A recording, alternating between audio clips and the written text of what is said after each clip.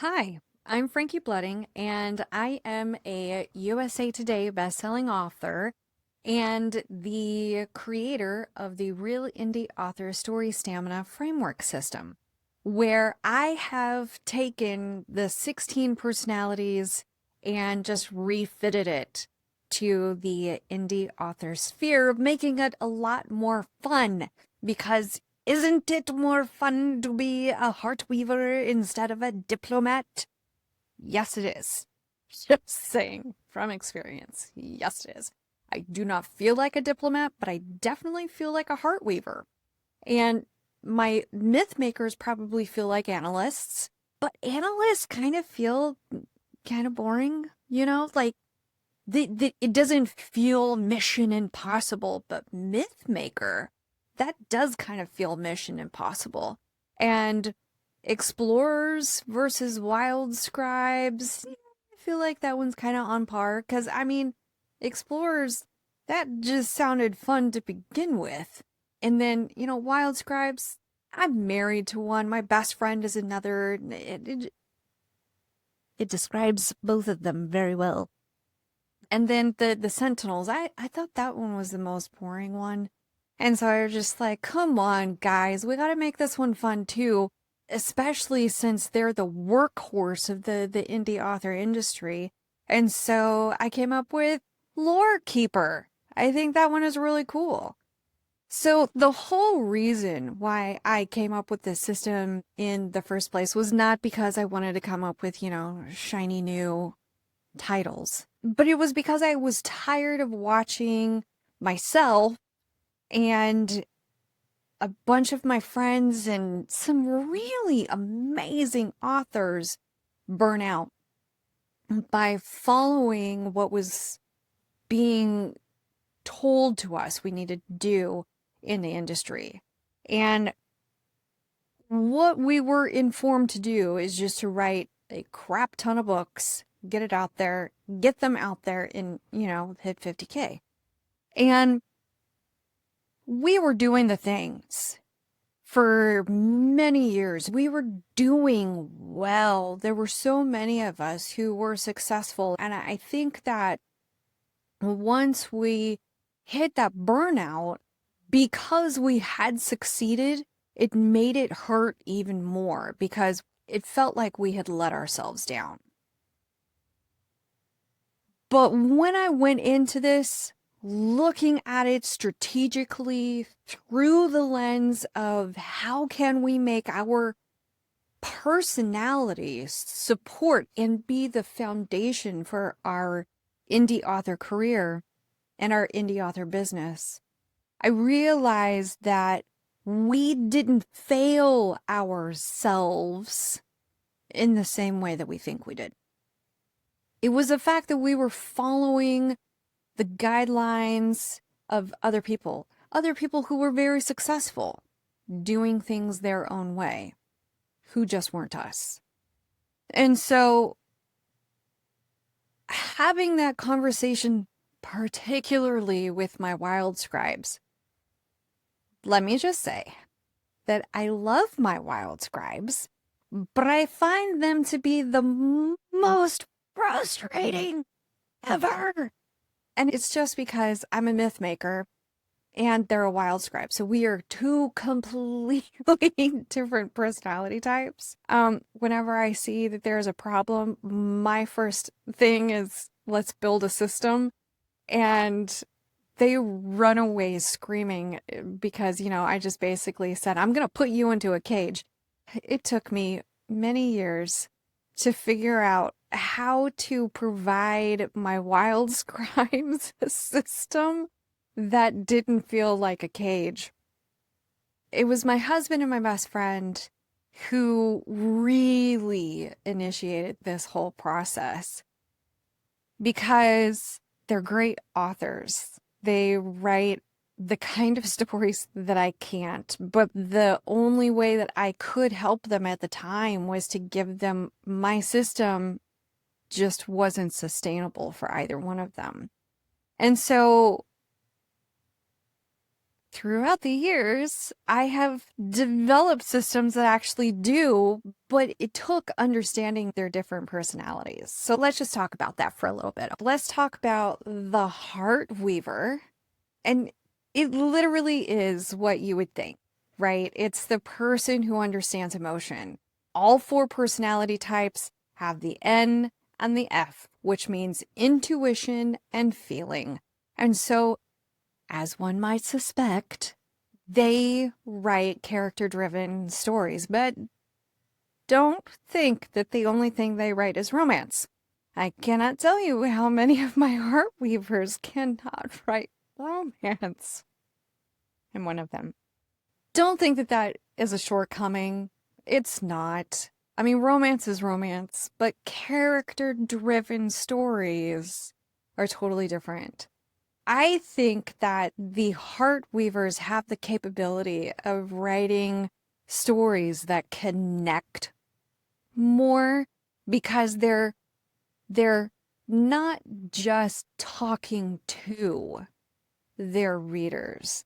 They're allowing their readers to experience emotions and the aspects of situations on an emotional level that they don't always get.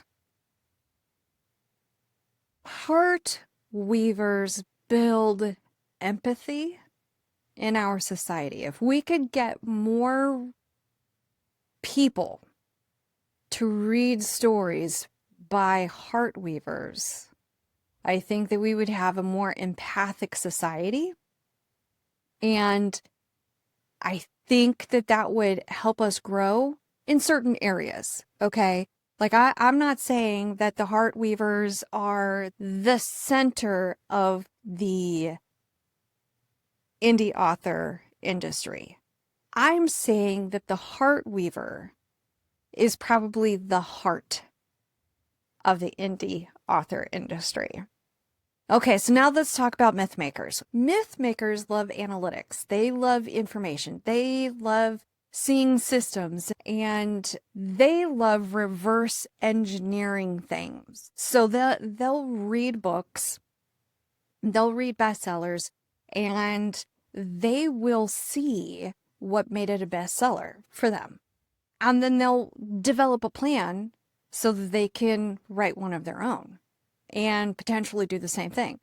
They'll also do things like look and see how successful authors built communities, how they built success, and that they'll reverse engineer all of these different systems to try and build their own. That is a Mythmaker on the business end. But a Mythmaker on a book creation end.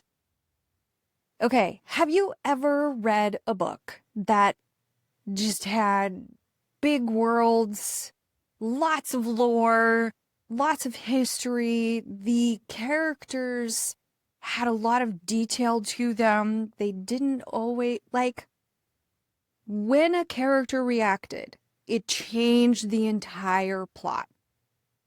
And there were so many threads, so many plot threads that it kept you interested and intrigued, but they didn't always get tidied up by the end of the book. So that's a Mythmaker's book. That's how you know that the author, somewhere in her DNA, has Mythmaker in her. As a myth-making Heartweaver, I love this aspect of me. However, when it is unchecked, it can make things very confusing for the reader because there are all of these things going on inside of my head, and I'm like, oh, I'm going to add this, I'm going to add this, I'm going to add this. And so I've got this one series that has been labeled so many times as being too unique. In a world where no one is unique anymore, there is the Mythmaker who can make things too unique.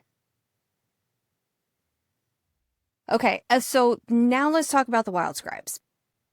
I know that I have said that they frustrate me, but only when I'm trying to build a solution for them. When I'm just working with them and writing with them, it's such a fun and fantastic experience because they are intuitive explorers and their friction comes when the plan. So they know that they need to get their main character to the jail, and they came up with an idea on how to make that happen. But somewhere between them getting in the car and then driving down the road, something changed. Now, my husband will give me a hard time because as I was writing a planned scene, a hurricane happened and it totally derailed that particular scene and I had to write a new one. However, it happens with him too. It's just that for him, it's a car chase. And for me, it's a hurricane. Wildscribes need to have a lot of flexibility when it comes to writing their book. And so that means that when they're looking at their author career, they also need to have flexibility there. That doesn't mean that they can't come up with a plan. It just means that they have to be a little bit more strategic in the coming up of their plan. And they need to do what I call chunk planning. So they plan a chunk, move forward, and then before they get to the end of the chunk that they've planned, then they start looking ahead to get the next chunk. That's how Wildscribes just have to go.